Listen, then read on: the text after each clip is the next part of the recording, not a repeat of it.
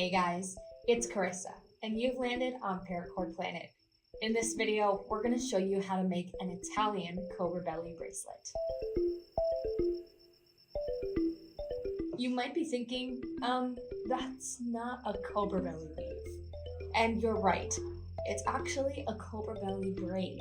A fellow creator shared it with us, and you guys asked for a tutorial on it. After chatting with Domenico Ringo Caselli, or at DRC Paracord on Instagram, we learned the Barriga di Cobra braid. And I probably just butchered that pronunciation. So from here on out, I'll call it the Italian cobra belly. For supplies, you'll need roughly 24 feet, or 7 meters, of Burgundy microcord. We estimate those lengths to be one size fits all, or fits most, based off of our experience working with Kumihimo bracelets. You'll also need scissors, a lighter, a measuring tool, and something to hold the cords in place. To get started, cut your cord into 6 4-feet strands, or 6 1.2 meter strands if you use the metric system. Then hold them together and fold in half. Then tie an overhand knot next to the fold, and leave a little bit hanging out to use as a loop closure later on.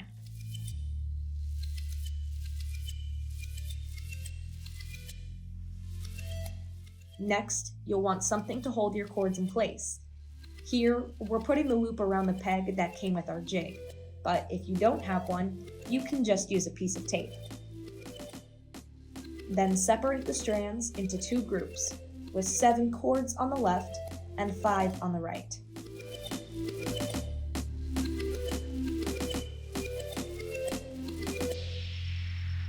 Now you're ready to braid. Starting with the group of 7, take the second cord from the left and thread it over one to the right and under the rest of the cords in its group.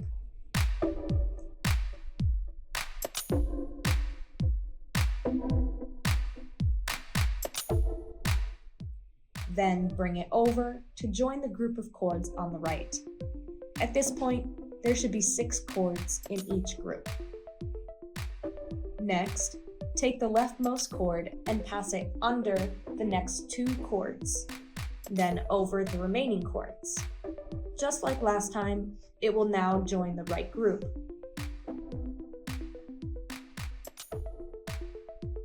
Now straighten out your cords and repeat those steps with the right group, but mirrored. Take note that at this time, the right group should have 7 cords and the left should have 5. Take the second cord from the right and thread it over one to the left, under the rest of the cords in its group, and over to join the other group.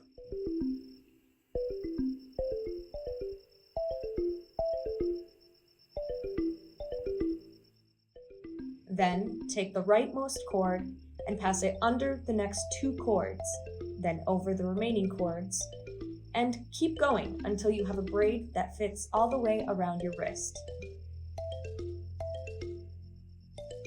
As you're working, make sure to hold on to each of the strands so they don't get mixed up. It's easy to accidentally thread a cord under one it's meant to go over, or to weave one cord as if it were another.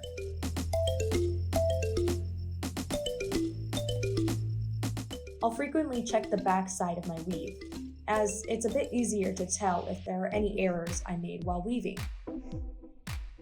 Also, reminder that you're only working with a group of 7 strands and never the group of 5.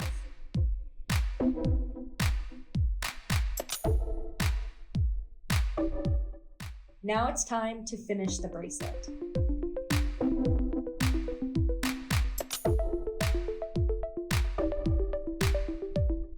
Gather all 12 strands together and make an overhand knot, like so.